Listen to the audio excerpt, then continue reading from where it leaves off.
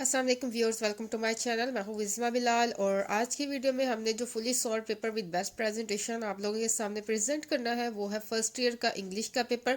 आप एफए में है, एफएससी में है, आईसीएस कर रहे हैं या आईकॉम या और किसी भी फील्ड में है तो फर्स्ट ईयर के लिए इंग्लिश क्योंकि सेम होती है तो आप जो है वो इस पेपर पैटर्न को मतलब कि पेपर अटेम्प्ट करने के तरीके को देख सकते हो और इसे फॉलो कर सकते हो और इसकी प्रेजेंटेशन को फॉलो करके आप अच्छे मार्क्स गेन कर सकते हो एग्जाम्स में।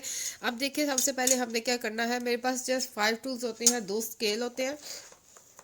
एक जो है वो हम मीडियम स्केल लेते हैं और एक full size large size scale लेते हैं।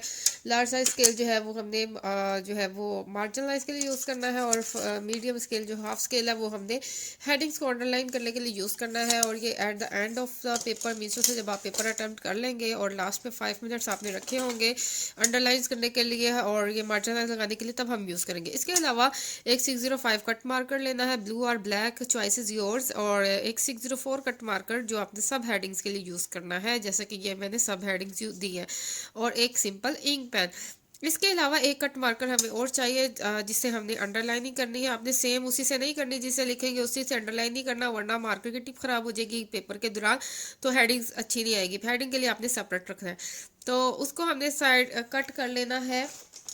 मैं आपको शो कर देती हूँ। ये देखिए इस तरह 605 कट मार्कर होगा, ब्लू और ब्लैक। आपने उसको ना सेंटर से या थोड़ा सा सेंटर से हट के जो है आपने इसे कट कर लेना है। जब हम उसे ड्रॉ करेंगे तो डबल मार्जिन लाइंस ऑटोमेटिकली आएगी। इसी तरह खूबसूरती आती है और इसमें कोई इशू नहीं है, ठीक है। आप सिंपल भी सिंगल ड्रॉ भी कर सकते हैं। सेक्शन 1 की 605 से और short answers, question number 2 short stories की हमने हेडिंग दी। अच्छा, ये ऑप्शनल हेडिंग है जस्ट क्योंकि आपको पता है हेडिंग से जो है पेपर खूबसूरत लगता है और दूसरा थोड़ा सा एग्जामिनर की इंफॉर्मेशन में इजाफा करने के लिए कि जनाब आप जिस बच्चे का पेपर चेक करने लगे हैं वो एविश बच्चा नहीं, पढ़ाकू बच्चा है या इंटेलिजेंट बच्चा है जिसे पता है कि आप कौन सा क्वेश्चन अटेम्प्ट कर रहे हैं और वो क्वेश्चन किस टॉपिक में से है। तो आप शॉर्ट स्टोरीज, क्योंकि क्वेश्चन नंबर 2 शॉर्ट स्टोरीज जो है उसमें से है तो हम शॉर्ट स्टोरीज की जो है वो हेडिंग दे देंगे। उसके बाद जो आपने क्वेश्चन उसका अटैम्प्ट करना है उसकी नंबरिंग देंगे और उसके बाद इसको अटैम्प्ट करेंगे। ये देखिए शॉर्ट स्टोरीज के सारे क्वेश्चन जब आप अटैम्प्ट कर लेंगे, क्वेश्चन नहीं लिखने आपने, आप हाई लेवल के स्टूडेंट हो गए हैं तो आपने क्वेश्चन नहीं लिखना, आपने जस्ट नंबरिंग देनी और उसका आंसर लिखना है। इसके बाद आ जाते हैं जनाब क्वेश्चन नंबर 3। जब स्टार्ट होगा आप एक एंडिंग लाइन लगा लीजिएगा। 1 एक्ट प्लेस, क्वेश्चन नंबर 3 में जो क्वेश्चंस आंसर आते हैं वो 1 एक्ट प्लेस टॉपिक है उसमें से आते हैं। नंबरिंग दी और आपने क्वेश्चंस के आंसर्स अटेम्प्ट किए। ये देखिए इस तरीके से मैंने कोई लाइंस जो है वो क्या कहते हैं फेस्ट नहीं की, जस्ट हेडिंग्स में थोड़ा सा ये किया है मैंने क्योंकि हेडिंग्स तो बोल्ड करना पड़ता है। बाकी ये देखिए कहीं पे भी मैंने हेडिंग जो सॉरी कोई भी लाइन स्किप नहीं किया। और ये देखिए एंडिंग लाइन और स्टार्टिंग लाइन हमारी एक ही है। अच्छा जी, इसके बाद आ जाते हैं क्वेश्चन नंबर 4। और आपको पता है क्वेश्चन नंबर 4 के क्वेश्चन आंसर्स जो है वो पोइम्स में से होते हैं। हमने पोइम्स की हेडिंग दे दी और इसके बाद नंबरिंग के साथ जो है वो उसके आंसर्स अटेम्प्ट किए। ये देखिए किस तरीके से किया। इसके बाद आ जाते हैं जनाब सेक्शन 2 की जानी। फिर हमने 605 पकड़ लिया। 605 कट मार्कर सिर्फ जो है वो क्वेश्चंस की मेन हेडिंग के लिए यूज़ होगा और इसका कोई यूज़ नहीं है, ठीक है। बाकी ये जो बारीक सा लिखा होता है, बारीक नहीं है लेकिन सब हेडिंग समझ लें, वो हमने 604 कट मार्कर से दी होती है जो इस तरह का होता है, ठीक है। 605 की कैप जो है वो इस तरह से होती है और 604 की ऐसे होती है। Section 2 question number 5 letter writing का क्वेश्चन है। अब ये देखो इसमें मैंने लेटर राइटिंग टॉपिक लिख दिया। आप सब्जेक्ट लिखना चाहे लिख ले, नहीं तो जस्ट लेटर राइटिंग हेडिंग देंगे, इससे पता लग जाएगा आप लेटर अटेम्प्ट करें, पर आप टॉपिक लिखें तो ज़्यादा अच्छा है। एग्जाम टॉपिक क्योंकि लेथी है तो मैंने इसको इस तरह से साथ जोड़ जोड़ के लिखा। आप देखिए कैसे मैंने सेंटर में ही लिखा और हेडिंग को कैसे एडजस्ट किया। ये भी मैंने आपको काफ़ी दफ़ा सिखाया हुआ है हेडिंग्स को कैसे एडजस्ट करना है। एग्जामिनेशन हॉल, अच्छा इस पर बड़ा एतराज़ आता है, कुछ कहते हैं हमने लेफ्ट साइड पर टीचर ने सिखाया, कुछ कहते हैं राइट साइड पर सिखाया है। तो जैसा भी है आपको, जैसा भी आपके इंस्टीट्यूट में सिखाया गया आपने उसको पैटर्न को फॉलो करना है। लेफ्ट पे लिखना है, राइट पे लिखना है, ये आपको जैसे टीचर ने गाइड किया आप उस तरह कीजिएगा। बाकी तो क्योंकि आपको पता है ये बीच में सेम आएगा तो उसी तरीके से डियर ब्रदर और पैसेजेस की फॉर्म में आपने लेटर लिखना है। अगेन बता दूं, ये आपने पहले सेंटेक्स देख ले इसका। Examination hall comma CTA.B.C. 31 अगस्त मई जो भी मतलब कि डेट है 2020-21 और डॉट। ठीक है, इस तरह से आप लेफ्ट पे लिखना चाहे लेफ्ट पे लिखे, राइट पे लिखना चाहे जैसे आपको गाइड किया गया है। बाकी इसका जो है वो हमने अंदर जो बॉडी है लेटर की वो लिखी, और एक्स वाई जी ये भी अब एतराज़ होता है लेफ्ट पे है राइट पे है, जैसे आपको बताया गया आप उस तरह लिखे। ठीक है, इसके बाद क्वेश्चन नंबर 5-6 जो भी है नंबरी के साथ एप्लीकेशन। क्वेश्चन नंबर 5 देखो लेटर भी होता है और एप्लीकेशन भी होती है, चॉइस होती है, कोई एक अटेम्प्ट कर ले। तो अगर आप लेटर कर रहे हो तो आपने क्वेश्चन नंबर 5 के नीचे लेटर राइटिंग लिखना है। अगर आप एप्लीकेशन कर रहे हो तो क्वेश्चन नंबर 5 के नीचे एप्लीकेशन लिख रही है और एप्लीकेशन का फिर टाइटल भी लिख देना है जैसे मैंने लिखा है।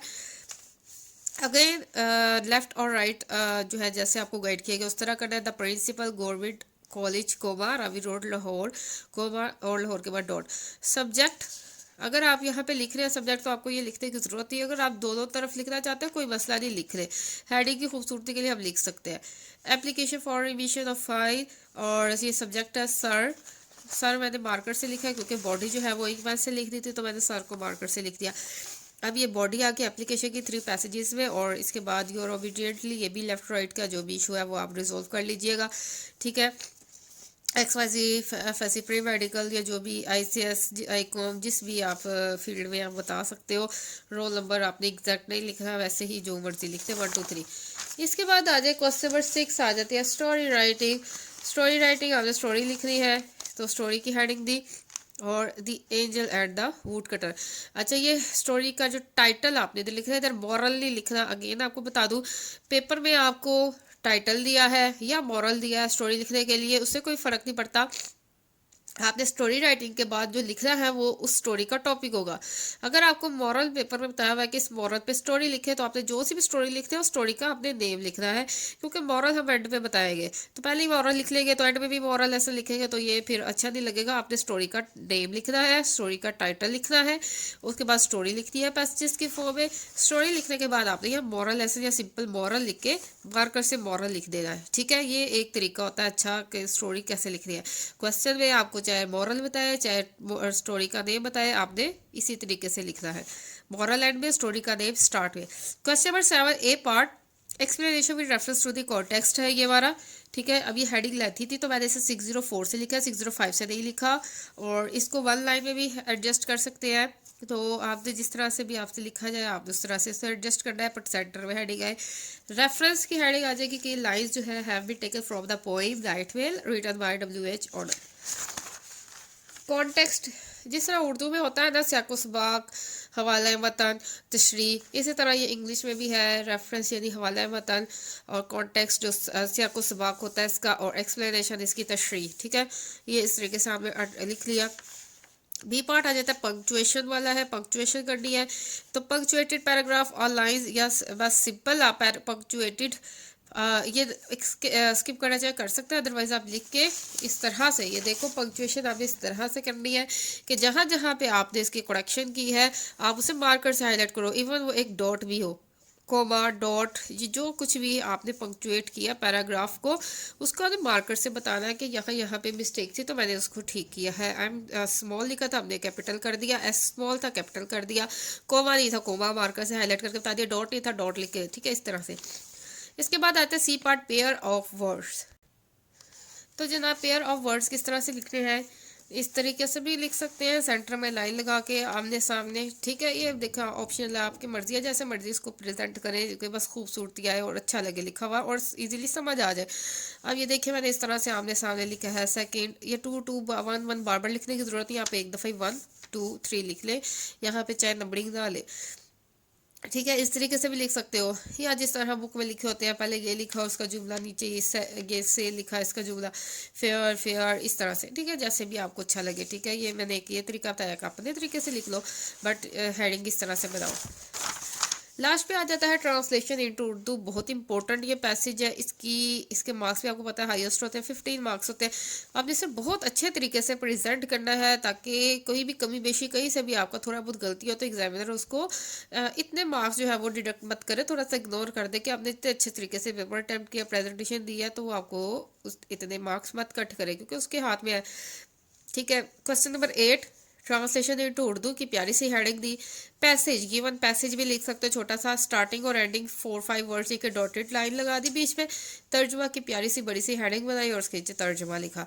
तो इस तरीके से प्यारे तरीके से आपने ये क्वेश्चन अटैम्प्ट करना है ताकि आप अच्छे से मार्क्स इसमें गेन कर सकें। तो जनाब ये हमारा हो गया फर्स्ट ईयर का इंग्लिश का पेपर। इसके अलावा हर क्लास के हर सब्जेक्ट के जो है वो सॉल्व पेपर अच्छी प्रेजेंटेशन के साथ और अच्छी गाइडलाइन के साथ मेरे चैनल में मौजूद है। अगर आपको मिल जाए तो ठीक है, आप प्ले लिस्ट आप देख लीजिएगा। अगर कोई मिसिंग हो, मीन्स से आपका सब्जेक्ट अवेलेबल ना हो, तो आप कमेंट कर सकते हैं, तो मैं उस पर पेपर जो है वो कम्प्लीटली सॉल्व करके प्रेजेंट कर दूंगी। और इसके अलावा चैनल को सब्सक्राइब करना मत भूलिए, अपने दोस्तों के साथ शेयर कीजिए, उन्हें भी दिखाइए कि पेपर इस तरह से अटैम्प्ट होता है। अपने बहन भाइयों को, फ्रेंड्स को, जो भी आपके जानने वाले हैं, और अपना ख्याल रखिएगा। अल्लाह हाफिज़।